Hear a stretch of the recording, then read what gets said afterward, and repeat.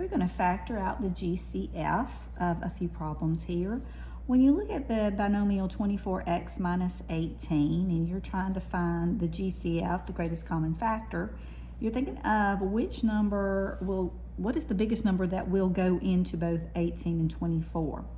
Now, one good idea is to always see if the smaller number goes into the bigger number evenly. If it does, we want to use that.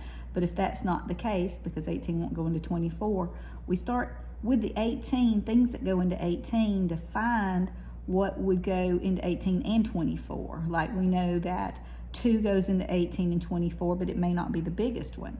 3 goes into 18 and 24, but it may not be the biggest one. 4 does not work, 5 does not work, 6 will go into 18 and 24. So I think that may be the largest one. If I try 7, 8, 9, 10, none of the other numbers do. So the GCF is 6. We're going to write it outside a set of parentheses, and then we're going to ask, what do you multiply 6 by to turn it into 24x? Or what is 24 divided by 6? And that is 4x. And then, what do I multiply 6 by to turn it into negative 18? Or what is negative 18 divided by 6? And I would get 3. Then over here, they're telling us what the GCF is. It's a fraction problem, and they're telling us to factor 1/2 out of 1/2 x plus 3 over 2. So I'm going to write down my 1/2 in front and put down my parentheses. And then what do you have to multiply 1/2 by to get 1/2 x? Just an x. And then you ask yourself, well, what do I have to multiply 1/2 by to get 3 over 2, or 3/2? Well, what do you multiply 1 by to get 3? 3.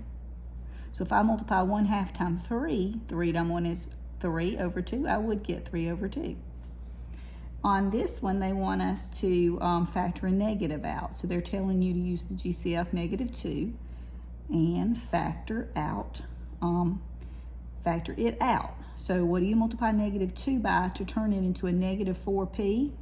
Or what is -4 divided by -2? It is 2p. You need that p. And then what do you multiply -2 by to get to 10? Well, you need a you need a -5, because a negative times a negative is positive. That is 10 divided by -2 is -5.